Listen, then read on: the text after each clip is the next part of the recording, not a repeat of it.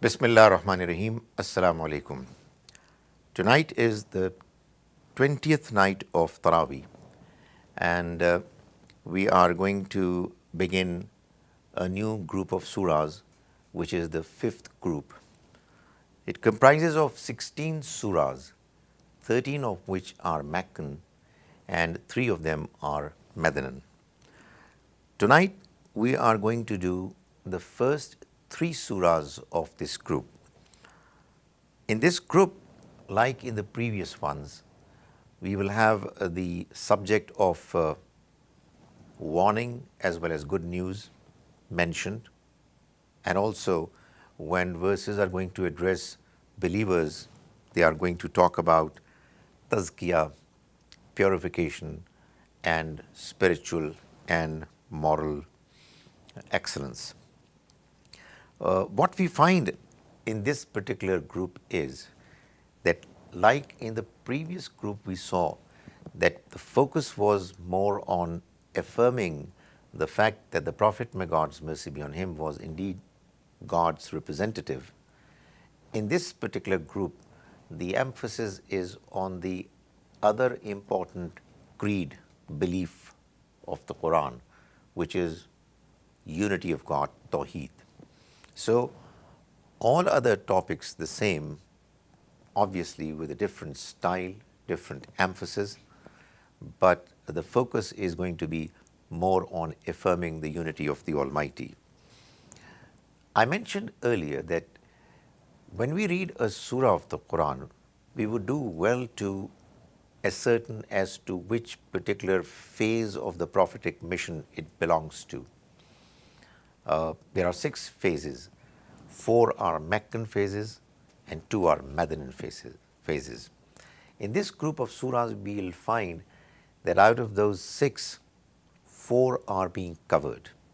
That is general warning in Zari'am, Itmam-e-Hujjah, conclusive evidence, and then Hijrah, Bara and Hijrah, disassociation and migration, and finally after migration, in the Medinan surahs, the 3 surahs, will find that the subject of tathheer and tazkiyah, purification and moral and religious excellence, are discussed.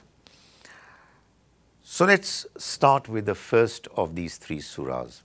We'll discuss tonight Surah Saba, Fatir and Yasin.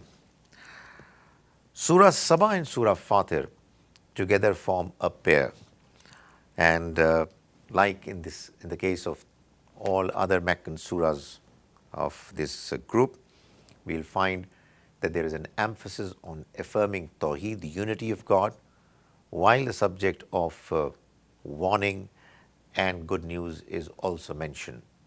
The only difference between these 2 surahs is that while in Saba we find that the Almighty is talking about the affirmation of Tawheed, its arguments. In the next surah, we will have it more towards the emphasis on gratefulness, gratitude to be shown to Him. Both surahs begin with Alhamdulillah, which is obviously an indication of the fact that the 2 are forming a pair. Saba achieves its goal through the arguments of history, while Fatir is going to talk about the problem of divinity of angels and clarifying that it's incorrect and it's wrong understanding. So let's look at the first verse of Surah Saba. It says, Alhamdulillahi allazi lahu ma fis samawati wa ma fil ard. All praise and expressions of thankfulness are for the God, allazi lahu ma fis samawati wa ma fil ard, to whom belongs whatever is in the heavens and whatever is in the earth. Walahul hamdu fil akhirah, and for him is going to be praise in the next life as well. Wahuwal hakimul khabir, and he is wise and fully informed. We move on to verses 7 and 8, and we find that in these verses the Almighty is mentioning the strong opposition that the Prophet, may God's mercy be on him, faced, and the strong tone and words that were used by the enemies against the message that he was delivering. The Quran says, وَقَالَ الَّذِينَ كَفَرُوا, and so said the people who disbelieved, هَلْ نَدُلُّكُمْ عَلَى رَجُلٍ, should we not tell you about a person? The style is of ridiculing, of mocking. هَلْ نَدُلُّكُمْ عَلَى رَجُلٍ, should we not tell you about a person, يُنَبِّئُكُمْ, who tells you, إِذَا مُزِّقْتُمْ كُلَّ مُمَزِّقٍ, when you are going to be disintegrated completely, إِنَّكُمْ لَفِي خَلْقٍ جَدِيدٍ, you are again going to be recreated in a new form, in a new creation. أَفْتَرَى عَلَى اللَّهِ كَذِبًا, has he invented a lie about God? أَمْ بِهِ جِنَّةٌ, or is it that there's some madness in him? بَلِ الَّذِينَ لَا يُؤْمِنُونَ بِالْآخِرَةِ, no, that's not true. Instead, those people who do not want to believe in the life hereafter, fil azab, they are going to be in punishment, وَالضَّلَالِ الْبَعِيدِ, and they are in this life in extreme misguidance.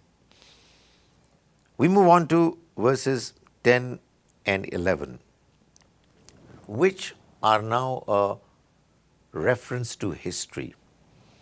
The Quran is telling the chiefs of Quraysh in particular that your attitude against our Prophet is primarily because of the fact that you think that you are superior from a worldly point of view. And therefore, this arrogance of yours has caused you not to accept the truth that has come to you. We want to tell you that there have been people far greater than you in worldly stature, power, wealth, and yet they were thankful and open to accept the truth from God. وَلَقَدْ آتَيْنَا دَاوُدَ مِنَّا فَضْلًا, and we certainly gave David from us our bounties, blessings. We said, Ya jibalu awwibi ma'ahu wat-tayr, O mountains, you praise with him our praise, and you birds as well. وَأَلَنَّا لَهُ الْحَدِيدِ, and we made iron malleable for him. That is, we gave him a technology that enabled iron to get easily melted, and then it was employed for various different purposes. أَنِعْمَلْ سَابِغَاتٍ, and make perfect armor coats. وَقَدِّرْ فِي السَّرْدِ, and design the right measure. وَعْمَلُوا صَالِحًا, and practice righteousness. إِنِّي بِمَا تَعْمَلُونَ بَصِيرٌ, we watch and see whatever you do. So the Almighty is telling us that on the one hand, He wants us to do as best as we can in our various different worldly professions. He would also like us to be good morally. There's nothing wrong in excelling in worldly matters. In fact, whatever opportunities are available to us in this world to make progress materially, technologically, it's all from God. He gave this possibility to His great prophets like Dawood alayhi salam, David as well. But the important thing is that while we employ the Almighty's blessings to our advantage, we should be thankful to Him as well. Verses 15 to 17 are telling us, لَقَدْ كَانَ لِسَبَإٍ مِّن مَّسْكَنِهِمْ آيَةٌ. Now this is a mention of a nation which got the Almighty's blessings, but unlike in the case of Dawood alayhi salam, they misused those blessings, and therefore they had to pay the penalty for it. There was for the tribe of Saba in their dwelling place a sign. That is a sign for them and a sign for everyone else. Jannatani an yaminim wa shimal. There were two fields of garden on the right and on the left. Kulu min rizqi rabbikum washkuru lah. And these gardens, they were as if saying through their existence, their presence, Kulu min rizqi rabbikum, eat, benefit from your Lord's sustenance provisions, washkuru lah, and be grateful to Him. Baldatun tayyiba warabbun ghafoor. The land is good and the Lord is forgiving. That is, on the one hand, there is fertile land, and on the other hand is forgiving Lord.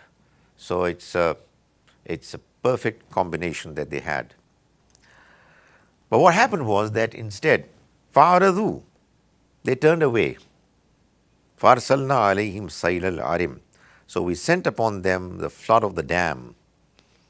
وَبَدَّلْنَاهُمْ بِجَنَّتَيْهِمْ, and we replaced their two fields of gardens with gardens of جَنَّتَيْنِ زَوَاتَيْ أُكُلٍ خَمْتٍ وَأَثْلٍ وَشَيْءٍ مِّن سِدْرٍ قَلِيلٍ. Gardens of bitter fruit, tamarisks, and something of sparse, low trees, cedar trees. That's what happens when people are ungrateful.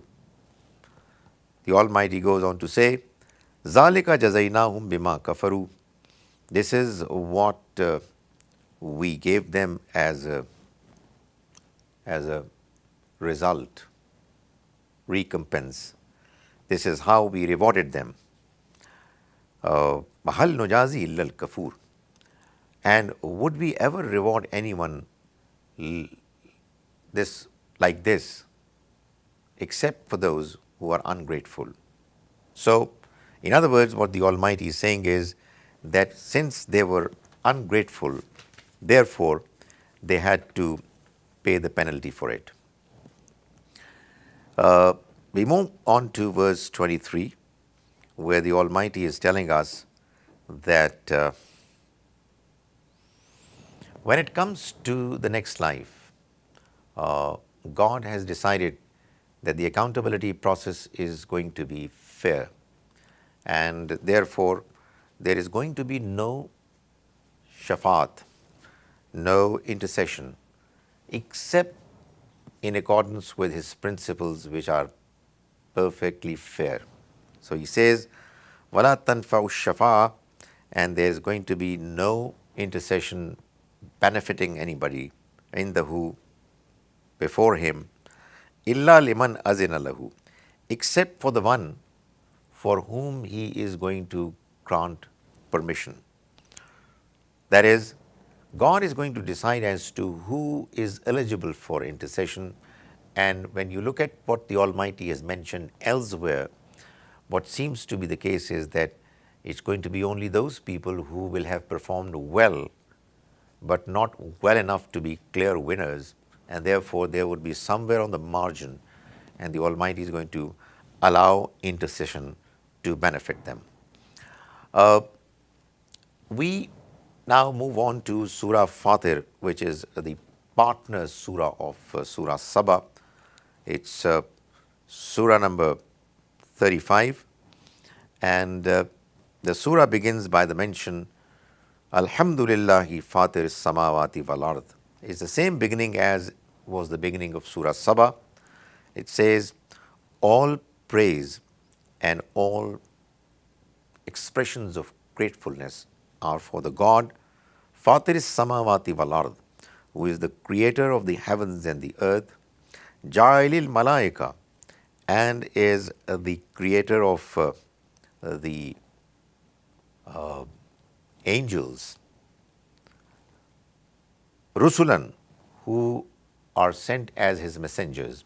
the angels, they bring the Almighty's messages.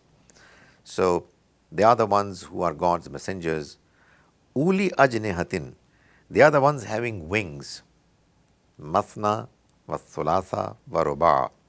These wings could be either 2 or 3 or 4. Yazidu fil khalqi ma yasha. He increases in creation the way He likes, the way He chooses. Inna Allah ala kulli shayin qadir. Indeed, God has control over everything.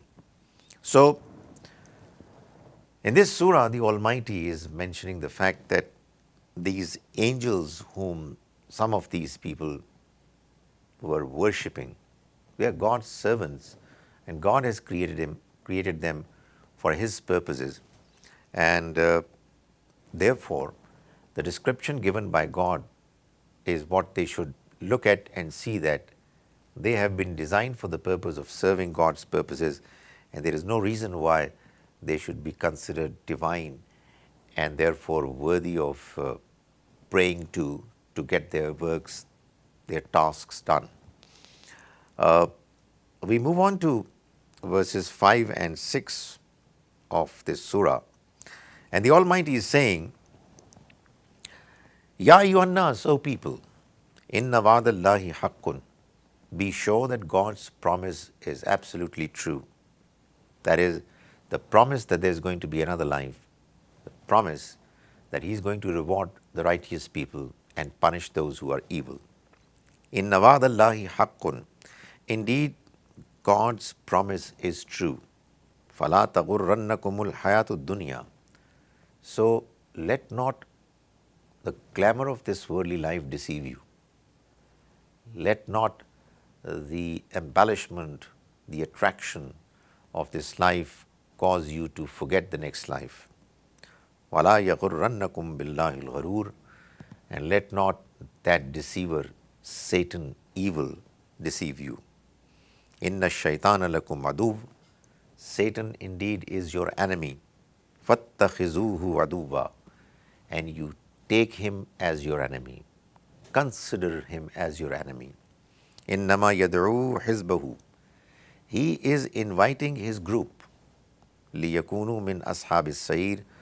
So that they too become inhabitants of, companions of the hellfire. So be careful while you are living this life. This life is very short, and beware of Satan and his whispers. Then we move on to verse 10 of Surah Fatir, where the Almighty is saying, Man kana yuridul izza. Whoever seeks honor.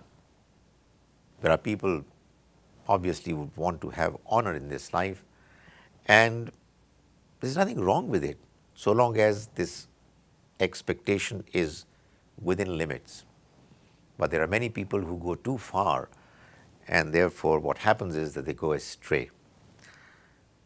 Whoever seeks honor should know, فَلِلَّهِ الْعِزَّةُ جَمِيعًا, that all honor is for God.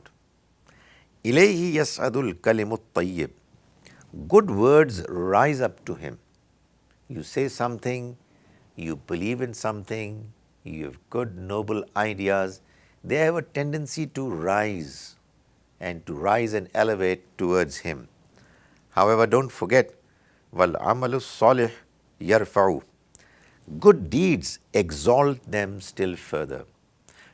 So it's not mere words, hollow words that would count. They do have a tendency, good words, to go up and reach the Almighty's presence.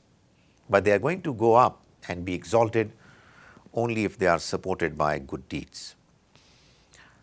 Then we move on to verse 15 of the surah, wherein we find that the Almighty is telling us about a reality we must never forget.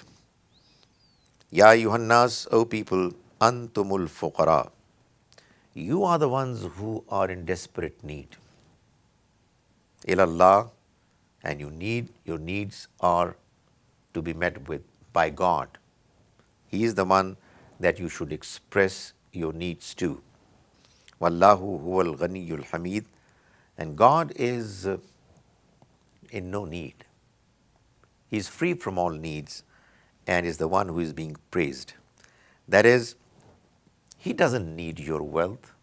He doesn't need your support. You are the ones who are in need of His support and wealth. In yasha, if He wills, yuzhibkum, He can do away with you, take you away, وَيَأْتِي بِخَلْقٍ جَدِيدٍ, and bring forth a new generation or a new creation. وَمَا ذَلِكَ عَلَى اللَّهِ بِعَزِيزٍ, and that is not, most certainly not difficult for Him to achieve. And then He moves on to mention in verse 18, وَلَا تَزِرُ وَازِرَةٌ وِزْرَ أُخْرَى, and no bearer of burden will bear the burden of another person. وَإِن تَدْعُ مُثْقَلَةٌ إِلَى حِمْلِهَا, and if a person whose burden of sin is heavy calls for his burden to be carried, لا يحمل منه شيء, nothing of it will be carried, وَلَوْ كَانَ ذَا قُرْبَى, even if the one he is asking to carry is a close relative. And the Almighty mentions, إِنَّمَا تُنذِرُ الَّذِينَ يَخْشَوْنَ رَبَّهُمْ بِالْغَيْبِ وَأَقَامُوا الصَّلَاةَ. O Prophet, you can only effectively remind and warn those people who are prepared to be concerned about the presence of God, even without looking at Him, even without seeing Him. وَأَقَامُوا الصَّلَاةَ, and they are prepared to say their prayers regularly. وَمَنْ تَزَكَّى, and the one who purifies himself, فَإِنَّمَا يَتَزَكَّى لِنَفْسِهِ, he must know clearly that he is purifying himself for his own benefit. وَإِلَى اللَّهِ الْمَصِيرُ, and towards God is going to be the return of all.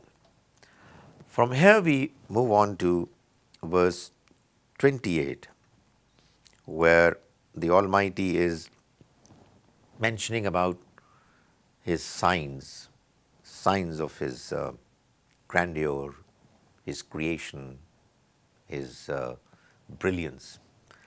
He says, وَمِنَ النَّاسِ وَالدَّوَابِ وَالْأَنْعَامِ, and among human beings, other creatures and livestock, مُخْتَلِفٌ أَلْوَانُهُ, they are of diverse colors.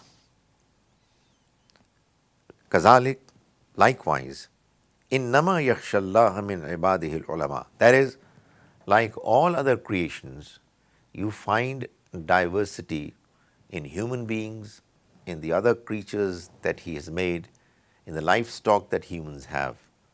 So it's a diverse, beautiful world. إِنَّمَا يَخْشَى اللَّهَ مِنْ عِبَادِهِ الْعُلَمَاءِ, and the truth is that only those people who have true knowledge are God conscious. They are the ones who properly, truly fear God, because they know God the way He is, knowing what He has done, having proper, true knowledge of His creation as well as what He has revealed. Inna Allaha azizun ghafoor, and be sure that God is mighty, but He's also forgiving. The last verse of this surah is verse 45, and it says, وَلَوْ يُؤَاخِذُ اللَّهُ النَّاسَ بِمَا كَسَبُوا مَا تَرَكَ عَلَى زَهْرِهَا مِنْ دَابَّةٍ, and if God was to punish people immediately for what they do, He would not leave any single creature alive on the surface of earth. However, وَلَكِنْ يُؤَخِّرُهُمْ إِلَىٰ أَجَلٍ مُسَمًّى, He's only sparing them for an appointed time. فَإِذَا جَاءَ أَجَلُهُمْ, but when their time comes, فَإِنَّ اللَّهَ كَانَ بِعِبَادِهِ بَصِيرًا, He certainly gets hold of them. Indeed, He is watchful of His servants. After Surah Fatir, the third surah that we have to do in this session is the famous surah, Surah Yasin. It's the 36th surah of the Quran, and it's one of those surahs, one of the 6 surahs, which do not have a partner. This surah begins the phase of Itmam Hujjah, the conclusive evidence that was established against the people who denied, who disbelieved. They have been given the kind of teachings, kind of messages, signs that they do not have any reason to say no. They cannot have any excuse that could be considered convincing. So, on the one hand, it is the climax of the themes of the last 2 surahs. On the other hand, Surah Yasin is a prelude to the next phase of the surahs that are going to follow. So what we find is that in this surah, the warning of the Almighty that has been given to the disbeliever is getting more strong, stern, and they are being informed that if they will not pay heed to what they are expected to do, then they are in for punishment from the Almighty, which is round the corner. So we start with Surah Yasin. Yasin, this is the name of the surah, and it's the disjointed letters, huruf muqattaat, which I have mentioned over and over again. They do carry a meaning, but as yet our research has not been enough to unfold or decode the meanings of these letters, except in the case of 1 or 2, and therefore human genius must continue to look for the understanding of what these letters mean. It says, Wal Quranil Hakim. This immensely wise Quran is an evidence. Evidence of what? Innaka laminal mursaleen, that, O Prophet, you are from amongst the messengers. That is, if somebody reads the Quran and is able to see the wisdom that's there in the Quran and its teachings, he or she is going to be convinced that it's from God. And therefore it's an evidence of the fact that the messenger, may God's mercy be on him, his message is from God and his claim is true. Ala siratim mustaqim, and you are on an utterly straight path. That's what these first 4 verses say. And then we move on to verse 7, wherein the Almighty is mentioning clearly, لَقَدْ حَقَّ الْقَوْلُ عَلَىٰ أَكْثَرِهِمْ فَهُمْ لَا يُؤْمِنُونَ. The decision of misguidance and ultimate doom has already come about regarding most of them, so that they won't believe. This statement, this mention is meant for the Prophet, may God's mercy be on him, to feel comfortable with. He used to get worried about the disbelievers. They were human beings. They belonged to his nation, to his tribe. Many of them were his close relatives. And therefore, as a compassionate person who was sensitive, he used to worry as to why they are not believing, and would also ask himself this question if he was doing enough or there was something else that could be needed. And the Almighty keeps telling him that you don't have to worry about it. What you're doing is the best one could expect a human being to do to deliver the message. The fault lies with them, and the kind of liberty, freedom that the Almighty allowed to these people for them to choose the right path themselves, that liberty has been misused, and therefore the Almighty has already decided about them that most of them, that they are not going to believe. Now by them, the pronoun here is referring to the leaders of the tribe of Quraysh, and it's a fact that most of them didn't believe. But we know that most of the others believed, they entered the fold of Islam. So, because the address of many of the Meccan verses is directly to the chiefs of Quraysh, it talks about their fate more than anybody else's. We move on to verses 10 and 11. The Almighty comforts the Prophet and tells him, Innama tunziru manittaba zikra. You can only warn those who follow the message of reminder properly. Wa khashiyar rahman bil ghaib, and they fear God, the merciful God, bil ghaib, without getting the opportunity of seeing Him, staying in the unseen world. فَبَشِّرْهُ بِمَغْفِرَةٍ وَأَجْرٍ كَرِيمٍ. Give the good news to all such people of forgiveness and of noble reward. Inna nahnu nuhyil mauta.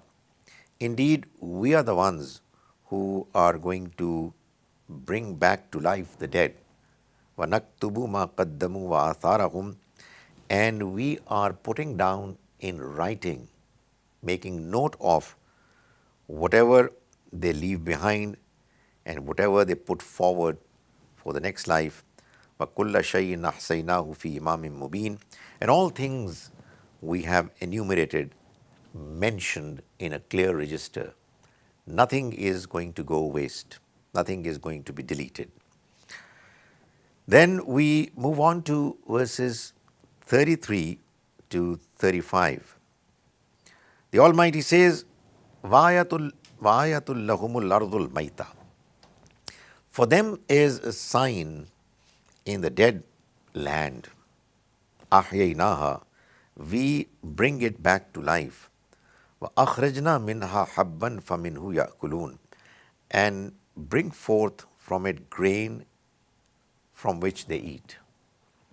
So it's an amazing sign that while the land is dry, it's as if dead, and then the Almighty, through His immense mercy, because He wants to feed us, makes sure that the land comes back to life after it was dead. وَجَعَلْنَا فِيهَا جَنَّاتٍ مِّن نَخِيلٍ وَأَعْنَابٍ. And we place therein gardens of palm trees and grapevines. وَفَجَّرْنَا فِيهَا مِنَ الْعُيُونِ. And we caused to burst forth therefrom springs. That's what the Almighty does to make sure that we live on and we get the kind of facilities, resources that we desperately need for our survival. He says, He does it لِيَأْكُلُوا مِنْ ثَمَرِهِ, so that they may eat from His fruit. وَمَا عَمِلَتْهُ أَيْدِيهِمْ. And their hands didn't produce them. They didn't do it.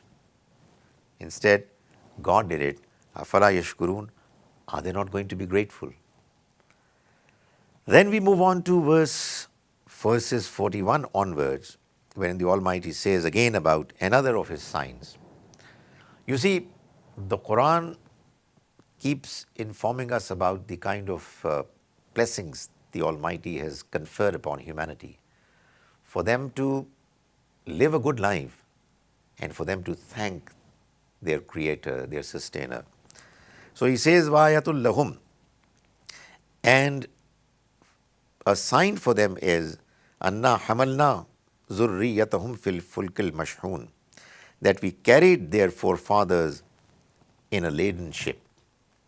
Noah alayhi salam and his sons, they were there in that ship, and they were all the ones who were the survivors in the entire humanity, which obviously was much, much small in number at that time.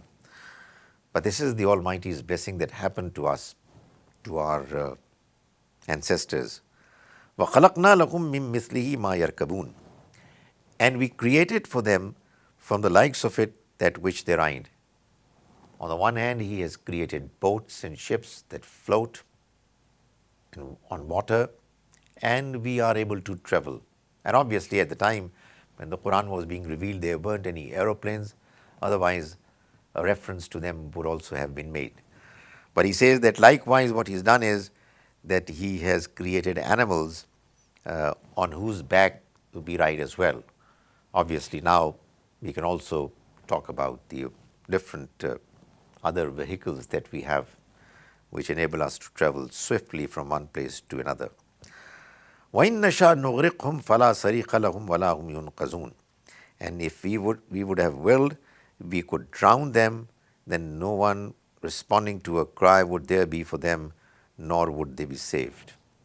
This could be said about any of the means of transportation, in particular the aeroplane. Whenever you are there in the sky, it always comes to your mind as to what's going to happen if it just meets with an accident and crashes. Illa rahmatam minna. It's nothing but the mercy from us which keeps you going. Mamatan ilahin. And it's an opportunity of provision provided to you for a certain while. That is, it's not going to last forever. These are all temporary measures the Almighty has adopted to keep us living. Then we move forward to verse 51 onwards. The Almighty tells us, and that's what the real message of the Quran is, وَنُفِخَ فِي الصُّورِ. And then one day the trumpet will be sounded. فَإِذَا هُمْ مِنَ الْأَجْدَاثِ إِلَىٰ رَبِّهِمْ يَنْسِلُونَ. And all of a sudden they'll come out of their graves. قَالُوا يَا وَيْلَنَا مَنْ بَعَثَنَا مِنْ مَرْقَدِنَا. They'll move forward and they'll say, who took us out from our sleeping spaces? هَذَا مَا وَعَدَ الرَّحْمَنُ وَصَدَقَ الْمُرْسَلُونَ. And it would be said to them that this is what the most merciful had promised, and the messengers told the truth. That is, they promised to you that it's going to happen, and here it is happening right before your eyes. In kanat illa sayhatan wahida. It will not be but one blast. فَإِذَا هُمْ جَمِيعٌ لَدَيْنَا مُحْضَرُونَ. And at once they all are going to be brought before us. Then we move on to verse 60, where the Almighty is saying, Alam ahad ilaykum ya bani Adam. Did I not take a pact with you?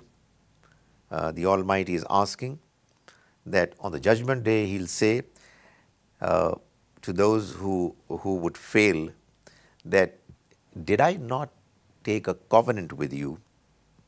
What? Allah ta'budu shaitan, that you're not going to worship Satan. Innahu lakum aduwwum mubin. He is certainly your open enemy. Wa an'buduni. And I told you that you will worship me alone. Haza siratum mustaqim. This is a straight path. وَلَقَدْ أَضَلَّ مِنْكُمْ جِبِلًّا كَثِيرًا. But unfortunately what has happened is that he misguided and led astray a large number of you. أَفَلَمْ تَكُونُوا تَعْقِلُونَ. Do you not use your reason? Do you not use your senses to be able to stay away from the evil whisperings of Satan and to keep on the right track? Then we move on to verse 70, which says that these people are accusing that the Prophet, may God's mercy be on him, God forbid, was a poet, because this Quran is immensely effective and it's not possible unless it's considered poetry. The Almighty says that that's not true. وَمَا عَلَّمْنَاهُ الشِّعْرَ وَمَا يَنْبَغِي لَهُ. He says that we did not teach him poetry, nor is it that it's befitting for him. That is, he cannot be a poet. This is something which a person like him would not do. He has far many more important things to do. And finally, verses 81 to 83, which end the surah, they say, أَوَلَيْسَ الَّذِي خَلَقَ السَّمَاوَاتِ وَالْأَرْضَ. Can the one who has created the heavens and the earth, بِقَادِرٍ, can he not be capable enough, عَلَىٰ أَن يَخْلُقَ مِثْلَهُم, that he would create once again people, humans like them? Bala, why not? وَهُوَ الْخَلَّاقُ الْعَلِيمُ. He is the one who creates and he is the one who is knowledgeable. إِنَّمَا أَمْرُهُ إِذَا أَرَادَ شَيْئًا. His decision of doing something, when it is taken, أَن يَقُولَ لَهُ كُن. He just has to say, be, فَيَكُون, and it begins to happen. فَسُبْحَانَ الَّذِي بِيَدِهِ مَلَكُوتُ كُلِّ شَيْءٍ. So exalted be the one in whose hands is the dominion of everything. وَإِلَيْهِ تُرْجَعُونَ. And be sure that towards him you are all going to return. May the Almighty enable us to understand his book properly, and may he enable us to follow it as best as is possible.